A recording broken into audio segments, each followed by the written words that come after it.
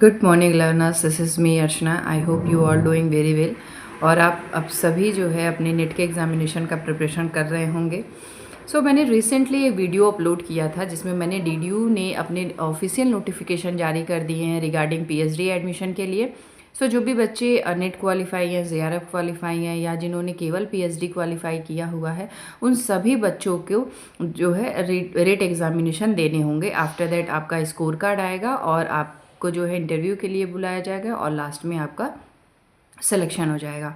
उसमें से एक पार्ट मेरे से मिस हो गया था, वो ये था कि मैंने जो सिलेबस डिस्कशन उसमें नहीं किया था। और बच्चे का जो है कमेंट भी आया था कि आप जो है हिंदी में सिलेबस को डिस्कस कर दें। जो डीडीयू है उसने अपने वेबसाइट पे हिंदी में तो सिलेबस नहीं लेकिन इंग्लिश में सिलेबस को अपलोड किया हुआ है। तो जिन बच्चों को हिंदी इंग्लिश में प्रॉब्लम है वो उस सिलेबस को हिंदी में ट्रांसलेट कर सकते हैं और फर्दर अपने स्टडी में उसको यूज़ कर सकते हैं। आज हम ये समझेंगे कि सिलेबस को कैसे डाउनलोड करेंगे उनके वेबसाइट से। एंड सिलेबस को मैं आपको पूरा डिटेल में समझाऊंगी भी, हिंदी में भी कुछ चीज़ें हैं जो मैं आपको क्लियर कर दूंगी। एज वी कैन सी, आप मेरी लैपटॉप स्क्रीन देख सकते हैं। यहाँ पे हम बेसिकली डालेंगे डीडीयू पीएचडी सिलेबस। मैंने ऑलरेडी सिलेबस को देख लिया है। तो यहाँ पे आपको इस तरीके का इंटरफेस ओपन होकर के आएगा जिसमें हम डालेंगे सिलेबस डीडीयू यूनिवर्सिटी गोरखपुर। इस तरीके का पूरा इंटरफेस ओपन होकर आपको मिलेगा जिसमें आप देखेंगे एग्रीकल्चर का है। एग्रीकल्चर आप देखेंगे, एग्रीकल्चर में एक्सटेंशन भी है आपका। एग्रीकल्चर इकोनॉमिक्स एंड स्टैटिस्टिक्स में जो बच्चे यहाँ से कर रहे हैं वो यहाँ से सिलेबस को डाउनलोड कर सकते हैं। एंसेंट हिस्ट्री है, बायोटेक्नोलॉजी है, बॉटनी है, केमिस्ट्री है, कॉमर्स है, कंप्यूटर साइंस है, डिफेंस स्ट्रेटीजी है, इकोनॉमिक्स है, एजुकेशन है, इलेक्ट्रॉनिक्स है, इंग्लिश है, जियोग्राफी है, हिंदी है एंड होम साइंस है। इसके अलावा भी लॉ, मैथमेटिक्स और भी आपके टोटल इसमें जो सिलेबस हैं टोटल 36 सिलेबस इसमें गिवन है और आप यहाँ इनके वेबसाइट से डाउनलोड कर सकते हैं। मैं आपको होम साइंस का सिलेबस ओपन करके दिखाऊंगी। मैं यहाँ पे करूँगी व्यू पे क्लिक।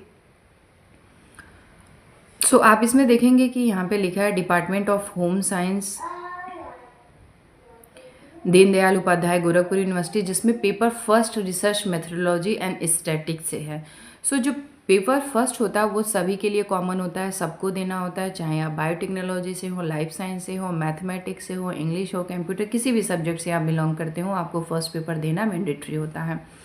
जो फर्स्ट पेपर है उसमें इन्होंने यूनिट आपको 5 यूनिट दिया है, जिसमें यूनिट 1 में आपको साइंटिफिक अप्रोच टू रिसर्च, क्या साइंटिफिक अप्रोचेज होने चाहिए रिसर्च को लेकर के, मीनिंग क्या है, सिग्निफिकेंस क्या है, टाइप्स ऑफ रिसर्च क्या है। मैंने रिसेंटली वीडियोज़ में टाइप्स ऑफ रिसर्च कवर कराए हैं।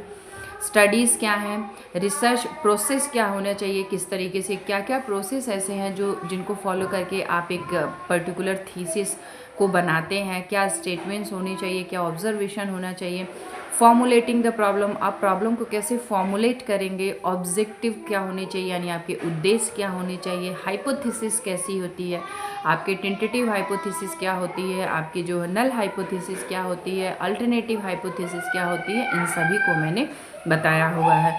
एक्सपेरिमेंटल रिसर्च, एक्सपेरिमेंटल डिज़ाइन क्या है, सिंपल डिज़ाइन क्या है, कलेक्टिंग डेटास क्या है, observation, interview, questionnaire, case study, focus group discussions, analysis of datas, interpretations, report writing and food surveillance क्या क्या है, इन सभी के बारे में जो होम साइंस के स्टूडेंट हैं उनको जो है पेपर फर्स्ट में पढ़ना होगा। इसी में इन्होंने जो है यूनिट सेकंड को बताया है जिसमें सैंपल ऑफ डिज़ाइन क्या होने चाहिए, कौन कौन से सैंपल आप डिज़ाइन के लिए यूज़ कर सकते हैं, सर्वे क्या होता है, उसके क्या क्या स्टेप हैं सर्वे के, आप इसके अलावा इन्होंने रिलायबिलिटी क्या होती है, वैलिडिटी क्या होती है। मैंने रिलायबिलिटी को बहुत अच्छी तरीके से short video and the detail video दोनों में ही कवर किया है। वैलिडिटी पे मैं सेशन प्लान कर रही हूँ, जो अपकमिंग आपका सेशन होगा उसमें मैं वैलिडिटी से रिलेटेड भी आपको कॉन्सेप्ट विद क्वेश्चन दोनों कवर करा दूंगी। स्किल कंस्ट्रक्शंस क्या क्या होते हैं, कौन कौन सी टेक्निक है, कौन कौन से स्केल हैं, लाइक आपके जो लिकट स्केल हो गए, थर्नडाइक का स्केल हो गया आपका, और कौन कौन से ऐसे स्किल हैं जो रिसर्च में यूज़ किए जाते हैं मेज़रमेंट को लेकर के। एक्सपेरिमेंटल डिज़ाइन क्या होती है आपकी, इन सभी को जो है आपको पढ़ना होगा यदि आप ये रेट का एग्जामिनेशन का प्रिपरेशन कर रहे हैं। मेज़रमेंट्स कौन कौन से हैं, नेचर ऑफ मेज़रमेंट क्या होता है, टाइप्स ऑफ मेज़रमेंट क्या है, वो भी स्केल के जो टाइप्स ऑफ मेज़रमेंट होते हैं। फ्रीक्वेंस डिस्ट्रीब्यूशंस क्या क्या है, यानी आपके एक हमारा पॉजिटिव डिस्ट्रीब्यूशंस होता है, नेगेटिव डिस्ट्रीब्यूशन होता है, और एक हमारा जो होता है एनपीसी को फॉलो करते हुए डिस्ट्रीब्यूशन होता है, यानी नॉन प्रोबेबिलिटी कर्व को फॉलो करते हुए डिस्ट्रीब्यूशंस होते हैं। साथ ही साथ इसमें मीन क्या है, मीडियन, मोड, इन सभी को आपको पढ़ना है। और इसमें क्वार्टाइल डेविएशंस क्या है, स्टैंडर्ड डेविएशंस क्या है, इन सभी को आप यूज़ कैसे करेंगे इसके बारे में भी आपको डिटेल में पता होना चाहिए। कोरिलेशंस क्या है, मीनिंग क्या है, स्पीयरमैन क्या है, एंड द यूनिट 5 में इन्होंने बताया है कि test of significance of different between means, जिसमें आपका टी टेस्ट आ जाता है, एनालिसिस ऑफ वेरिएंस आ जाते हैं, यानी अनोवा आ जाता है। सो मैंने अनोवा को भी इससे पहले जो सेशन लिया था आपका पेपर फर्स्ट में, उसमें बताया कि अनोवा में कैसे 2 या 2 से अधिक ग्रुप होते हैं, और ये पैरामीट्रिक टेस्ट में आता है आपका, जिसमें हम डेटा को, क्वांटिटेटिव डेटा को इसमें मेज़र करते हैं, इसका एनालिसिस करते हैं, जिसमें बेसिकली 2 या 2 से अधिक डेटा होते हैं अनोवा में। टी टेस्ट जो होता है इसे स्टूडेंट टेस्ट भी कहा जाता है, और ये भी पैरामीट्रिक टेस्ट के अंतर्गत ही आता है। Application to food quality assessment, यानी कौन कौन से एप्लीकेशन है जो फूड क्वालिटी और उसके असेसमेंट के लिए यूज़ किए जाते हैं। मल्टी वैरायटी स्टैटिक्स, जितने भी मल्टी वैरायटी स्टैटिक्स हैं। नॉन पैरामीट्रिक टेस्ट क्या है आपके, यूज़ एंड मेरिट्स क्या है, और स्टैटिकल पैकेजिंग क्या क्या है, जो आप बेसिकली इस फर्स्ट पेपर में पढ़ेंगे। साथ ही साथ इसमें जो सेकंड पेपर है, इसके भी इन्होंने काफ़ी अच्छे से एलैबोरेट करके बनाया हुआ है। सो इसमें इन्होंने यूनिट जो है 1 2 3 4 5 6 7 8 9 10, सो इसमें इन्होंने टोटल 10 यूनिट दिए हैं। जो आपका पेपर सेकंड है होम साइंस, इसमें इन्होंने टोटल 10 यूनिट दिए हैं, जिसमें आपका फर्स्ट यूनिट में food science and food services management, यानी फूड साइंस क्या है और उसको सर्विस करने के कौन कौन से मैनेजमेंट हैं, इन सभी के बारे में आपको डिटेल में नॉलेज होनी चाहिए। For example food science and nutritions, properties of food science क्या होनी चाहिए, फिजिकल एंड केमिकल प्रॉपर्टीज़ क्या होनी चाहिए, क्वालिटी, इवोल्यूशंस यानी मूल्यांकन of foods, objective, subjective, effect of cooking and processing technique on nutritional components and other physical parameters क्या क्या होने चाहिए आपके। फूड प्रिवेंशंस क्या है, उसके कौन कौन से एप्लीकेशन है, फूड पिगमेंट क्या है, उसमें एडिक्टिव्स कौन कौन से होते हैं। सो पिगमेंट्स जो होते हैं वो बेसिकली फूड को फूड जो होता है, यानी जो भी वेजिटेबल्स हैं या फूड है, उनको कलर देने का काम करते हैं। यदि मैं बहुत एक छोटे एग्जांपल से इसको डिकोड करूं, सो आप सभी ने देखा होगा, जो भी बच्चे नेट और जेआरएफ का प्रिपरेशन या फिर इस फील्ड से होंगे, उन सभी को पता होगा कि जो पिगमेंट होते हैं वो फ्रूट्स को और वेजिटेबल को कलर देने का काम करते हैं। फॉर एग्जाम्पल यदि मैं आपको लाइकोपीन है वो बेसिकली टोमेटो में होता है, उससे जो लाइकोपीन होता है उससे टोमेटो का कलर जो होता है वो रेड कलर में आता है। इस तरीके के कई सारे एग्जाम्पल हैं जो पिगमेंट में आपके आते हैं। एडिक्टिव्स क्या होते हैं, एडिक्टिव्स होते हैं जो फूड में जानबूझ के डाले जाते हैं। जब बच्चों को ये भी कन्फ्यूज़न होता है, कंटामिनेशन, एडल्ट्रेशन एंड एडिक्टिव्स। सो जो कंटामिनेशंस होते हैं वो बाई चांस हो जाते हैं, यानी या तो फूड प्रोसेस हो रहा है उस समय कंटामिनेशंस हो जाते हैं, या फिर किसी प्रकार का अडल्ट्रेशन जो होता है वो जानबूझ के किया जाता है, और जो कंटामिनेशन होते हैं वो अनजाने में हो जाते हैं, यानी इसमें कोई कॉन्शियसली उस पर काम नहीं किया जाता है। कंटामिनेशंस आपके ये ह्यूमन प्रोसेस से भी हो सकते हैं, या किसी प्रकार का ट्रैवलिंग कर रहा है फूड, उसमें कोई कंटामिनेशन मिल जाता है तो उससे कंटामिनेशन हो जाता है। और जो एडल्ट्रेशन होते हैं वो बेसिकली फूड के क्वालिटी को ख़राब तो करते ही हैं, उसमें वजन हो जाए या फिर फूड जो है और शाइनिंग हो जाए, इसकी वजह से उसमें एडल्ट्रेशन किया जाता है, जिसके लिए कई सारे प्रावधान food safety and security authority of India के द्वारा लिए गए हैं। एडिक्टिव्स जो होते हैं वो फूड के सेल्फ लाइफ को इंक्रीज़ करते हैं और उन में जो है सॉफ्टनेस रखते हैं और अट्रैक्टिव बनाते हैं उसे।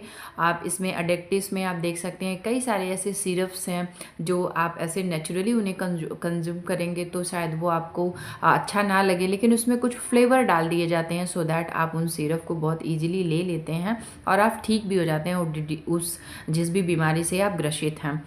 सो जो एडिक्टिव्स होते हैं फूड के क्वालिटी, फूड के अपीयरेंस को, फूड के टेक्सचर को, फूड के सॉफ्टनेस को, इन सभी को लॉन्ग टाइम के लिए यानी लंबे समय के लिए बरकरार रखते हैं।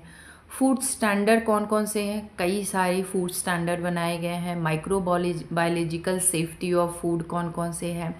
हैकअप क्या है? HACCP which means hazard analysis critical control point, जिसके बारे में मैंने इससे पहले भी आपको बताया हुआ है। फूड पैकेजिंग क्या है? ये मैंने शॉर्ट वीडियो में बहुत डिटेल में बताया कि सिक्वेंसली कैसे हजार्डर से क्वेश्चन पूछा जाता है कि हैकअप जो है उसको सिक्वेंसली कैसे अरेंज किया जाए, पहले क्या पॉइंट होता है and the second and the last में क्या पॉइंट गिवन होता है। फूड पैकेजिंग क्या है आपकी? सर्विस मेनू प्लानिंग क्या है? कई सारे मेनू हैं, टाइप्स ऑफ मेनू है आपके। इसमें 2 ज्वार मेनू आ जाता है, टेबल डी हॉट मेनू आ जाता है, आपके साइक्लिक मेनू हो जाता है, कई सारे मेनू हैं। इन सभी को आपको डिटेल में पता होना चाहिए। फूड कॉस्ट एनालिसिस क्या है? New product development, nano technology के बारे में पूछा है। नैनो टेक्नोलॉजी को कैसे फूड में इम्प्लीमेंट किया जाता है और साथ ही साथ टेक्सटाइल इंडस्ट्री में कैसे नैनो टेक्नोलॉजी को इम्प्लीमेंट किया जाता है, उससे भी रिलेटेड आपको क्वेश्चन पूछे जा सकते हैं। फूड सर्विस मैनेजमेंट कौन कौन से हैं? इंस्टीट्यूशनल कौन कौन से हैं? Level of hospital, educational institute, social and special institute कौन कौन से हैं?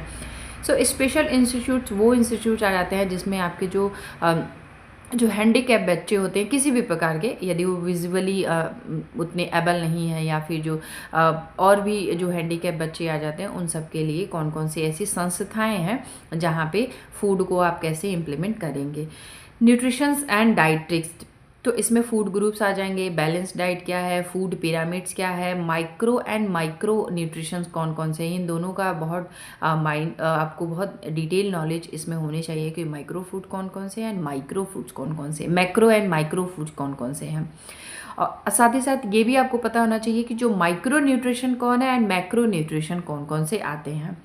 एंड देन इसमें न्यूट्रिशंस थॉट लाइफ क्या होनी चाहिए, स्पैन साइकोलॉजिकल चेंज क्या होता है, ग्रोथ एंड डेवलपमेंट क्या है, इन सभी के बारे में यानी एडोलेसेंस इसमें आ जाएगा आपका। और क्लिनिकल थेरेपेटिक न्यूट्रिशंस क्या होने चाहिए, डाइट काउंसलिंग क्या होनी चाहिए एंड मैनेजमेंट उसका कैसे होगा। टेक्सटाइल में आप पढ़ेंगे टेक्सटाइल टर्मिनोलॉजीज़, यानी जितने भी टर्मिनोलॉजी यूज़ की जाती है, जितने भी टर्म्स यूज़ किए जाते हैं टेक्सटाइल में, इन सभी को आपको डिटेल में पढ़ना होगा। यान क्या है, फाइबर क्या है, यान क्या है, वेव्स क्या होते हैं, फाइबर एंड एसेट्रा, यानी इसके अंदर जितनी भी चीज़ें आ जाती हैं उनके बारे में आपको डिटेल नॉलेज होनी चाहिए। Classification of fibres, yarn and weaves, identification of fibre and weaves, manufacturing process and major natural and man made fibres कौन कौन से हैं आपके, नेचुरल फाइबर कौन है, सिंथेटिक फाइबर कौन है। तो मैंने जितने भी टेक्सटाइल के अभी क्वेश्चन कराए हैं उससे मैंने जितने भी ऑप्शन आपके थे उनको मैंने डिटेल में डिस्क्राइब किया हुआ है कि man made fibre, natural fibre, उनकी क्या क्या ड्यूरेबिलिटी है, उनके क्या क्या प्रॉपर्टीज़ होती हैं उन फाइबर के अंदर, उन सभी को मैंने डिटेल में बताया हुआ है। इससे रिलेटेड जितने भी वीडियो मेरे अपलोडेड हैं इस पर। Different method of fabric constructions, woven, knitting and non woven fabric, यानी आपको जो भी बुनाई के द्वारा फैब्रिक है या फिर निटिंग के द्वारा जो यानी जिसमें हम वून के धागों का प्रयोग करते हैं, नॉन वुवन फाइबर जिन्हें बुना नहीं जाता है, आप उन्हें जो है चिपका करके या फिर उनमें लेयर लगा करके ऐसे फाइबर्स तैयार करते हैं। फॉर एग्जांपल जो नॉन वुवन फाइबर में आते हैं वो आपके आ जाते हैं, जो आपने टी देखा होगा, टी कप जो टी आती है, टी के पैकेट्स आते हैं, ये हमारे यहाँ हो जाते हैं। या फिर जो हॉस्पिटल में जो डॉक्टर्स वो सॉक्स पहनते हैं, आपने देखा होगा ब्लू कलर में, वो सॉक्स हो जाती है या फिर कैप उनकी हो जाती है, ये सारे नॉन वुवन फैब्रिक्स में आते हैं। Their properties and and uses, textile finishes, classification, processing and purpose क्या है उसके, dyeing, printing, classification, block printing क्या है, डाई क्या है आपकी, बाटिक क्या है, rural printing, screen printing, discharge printing, heat transfer printing, digitised printing, traditional textile printing, embroideries कौन कौन सी है, इन सभी के बारे में आपको डिटेल नॉलेज होनी चाहिए। साथ ही साथ जीएसएम ऑफ फाइबर क्या होते हैं, यानी किस फाइबर का जो है जीएसएम पॉइंट अधिक है, मीडियम एंड लोअर है। इसको मैं आपको नेक्स्ट जो सेशन लूँगी उसमें मैं आपको बताएंगी पीलिंग क्या होती है, सिंक्रेज क्या होती है, असिंकेज क्या होती है, इन सभी के बारे में मैं डिटेल में आपको जो टेक्सटाइल के सेशन मेरे होंगे उनको मैं बताऊंगी। फ़िलहाल आपको यदि आप डीडीयू का प्रिपरेशन कर रहे हैं उसके रेट के लिए तो आप यहाँ इन सारी चीज़ों को आपको पढ़ना मैंडेटरी है। इको फ्रेंडली टेक्सटाइल कौन कौन सी है, कंटामिनेशंस ऑफ इन्फ्लुएंट ट्रीटमेंट क्या है, इको लेबल क्या है, इको मार्क कौन कौन से हैं, recent development in textile appraisal क्या है, नैनो टेक्सटाइल जैसे मैंने पहले भी आपको बताया है, टेक्निकल टेक्सटाइल क्या है, इन सभी के बारे में आपको जीरो वेस्ट डिज़ाइनिंग क्या है। जीरो वेस्ट डिज़ाइनिंग का मतलब होता है या फिर zero clothing, zero waste designing का मतलब होता है कि जब आप कटिंग कर रहे हैं या फिर जब क्लोथ को मैन्युफैक्चर कर रहे हैं तो उससे कितना वेस्ट आपका निकल के आ रहा है, यानी कितना कम से कम वेस्टेज आप उसमें से निकाल रहे हैं। साइक्लिंग क्या है एंड रीसाइक्लिंग क्या है, इन सभी के बारे में आपको पता होना चाहिए। अप्रीजल डिज़ाइनिंग में body measurement, posture, need, figure types of figure भी मैं आप सभी को जो नेक्स्ट सेशन हमारा होगा उसमें मैं टॉपिक वाइज जब सेशन इसका लूँगी तो मैं आपको कवर कराऊंगी कि कैसे आवर ग्लास बॉडी होती है, बॉटम आवर ग्लास बॉडी होती है, साथ ही साथ आपकी ट्रायंगल बॉडी कौन सी होती है, सर्कल बॉडी कौन सी होती है, या फिर एप्पल शेप बॉडी कौन कौन सी है, इन सभी को जो है डिटेल में हम कवर करेंगे। एंथ्रोपोमेट्री टेस्ट कौन कौन से होते हैं, क्या क्या मेजरमेंट होते हैं, इन सभी को डिटेल में हम कवर करेंगे अपकमिंग जो टॉपिक वाइज मैं आपके सेशन लूँगी। अपीरियल मैन्युफैक्चरिंग क्या है, टर्मिनोलॉजी इन सबसे क्या क्या है, फैशन थियरी क्या है आपकी, types of machine and there parts. Types of machine and there parts को मैंने बहुत डिटेल में कवर किया है इससे जो पहले मैंने सेशन लिया था। तो गारमेंट एडवांटेजमेंट क्या क्या हैं आपके, प्रिंसिपल्स क्या होने चाहिए, यानी सिद्धांत क्या क्या होने चाहिए, सिंबल्स कौन कौन के, सिंबल्स को मैंने बहुत डिटेल में बताया है कि जो भी स्टोरेज टेक्निक के symbols and case label and symbols क्या क्या होना चाहिए। सो आप ब्लीच का अलग आप एक सिंबल देखेंगे, आप यदि ड्राई कर रहे हैं क्लॉथ को उसका अलग सिंबल है, नॉन क्लोराइड ब्लीच है उसका अलग सिंबल है, सबका मैंने सिंबल वाइज इससे पहले जो मेरा सेशन हुआ है पेपर 2 में आप जाके देखेंगे तो वहाँ पे मैंने डिटेल में कवर किया हुआ है। साथ ही साथ resource management and consumer issues कौन कौन है उनसे भी रिलेटेड आपको क्वेश्चन देखने के लिए मिलेंगे। सो जिसमें आप पढ़ेंगे SDGs यानी सस्टेनेबल डेवलपमेंट गोल कौन कौन से हैं उनके अंदर, और आप यदि नेट का प्रिपरेशन कर रहे हैं या फिर आप रेट का ही प्रिपरेशन कर रहे हैं तो इसमें आप मिलेनियम डेवलपमेंट गोल्स को भी ध्यान से पढ़ के जाएंगे। हाउसिंग एंड इंटीरियर डिज़ाइन क्या क्या है आपके, एलिमेंट्स ऑफ आर्ट क्या है, प्रिंसिपल ऑफ डिज़ाइन क्या है, प्रिंसिपल ऑफ कंसेप्शंस क्या है, कलर डायमेंशन, कलर को मैंने बहुत डिटेल में कवर किया है। सो आप नहीं देखें तो वो वीडियो आप वहाँ से कवर कर सकते हैं। इफेक्ट ऑफ कलर क्या है, कलर स्कीम कौन कौन सी है, ओके। साथ ही साथ मैंने ये भी बताया कि कलर कैसे साइकोलॉजिकली जो मैन है उन पे कैसे इफ़ेक्ट करते हैं, इसके बारे में भी मैंने इससे पहले वीडियो में बताया हुआ है। ओके, सो इसमें एनर्जी ऑडिटिंग इंडोर एंड जो आउटडोर कंफर्ट एनर्जी है वो कैसे, child development and human development से आप क्या आएंगे, प्रिंसिपल्स ऑफ ग्रोथ क्या है, case during pregnancy, pre natal period, post natal period, इन सभी के बारे में मैंने बताया हुआ है। साथ ही साथ इसमें जितनी भी थियरी आपकी आ जाती है, for example psychosocial theory, psychosexual theory, या फिर कोहल की जो है नैतिक सिद्धांत होता है आपका, या फिर आपकी कई सारी ऐसी थियरी हैं जो मैंने वहाँ पे कवर किया है। तो आप इससे वीडियो जो पहले हैं उसको भी आप देख सकते हैं, और अपकमिंग वीडियो में भी मैं डिटेल में इन सभी को बताऊंगी। ब्लूम टेक्सोनॉमी क्या है इसको भी मैंने वहाँ पे कवर किया है। तो ये जो चाइल्ड डेवलपमेंट है इसमें ब्लूम टेक्सोनॉमी भी आपकी आ जाएगी। फैमिली स्टडीज़ क्या क्या है, यानी marriage of types of marriage क्या है, dynamic of marriage and family relationship कैसे होने चाहिए, आपके वेलफेयर अप्रोचेस कौन कौन से हैं, प्रोग्राम कौन कौन से हैं, चैलेंजेस क्या क्या होती हैं, पेरेंटिंग स्टाइल क्या होनी चाहिए, कितने टाइप की जो है पेरेंटिंग स्टाइल्स होती हैं, इन सभी को मैंने इससे पहले सेशन में कवर किया हुआ है। और इसमें जितने भी टॉपिक गिवन है इनको मैं आगे आपको बता दूंगी और इसे जो है डिटेल में आपको कवर करा दूंगी। कम्युनिकेशन फॉर डेवलपमेंट क्या क्या होने चाहिए, basic communication, nature, characteristic, functions, process, model, elements क्या, प्रिंसिपल, बैरियर क्या क्या होते हैं, परसेप्शंस क्या है, इन सभी को जो है मैंने आने वाले जो आपका मेरा जो वीडियो होगा उसमें मैं आपको बता दूंगी। Extension management and community development आपके उसमें आप देखिए यहाँ पे ब्लूम टेक्सोनॉमी ऑलरेडी पूछा हुआ है और ब्लूम टेक्सोनॉमी मैंने कवर किया है, तो आप नहीं देखे हैं तो वहाँ से कवर कर सकते हैं।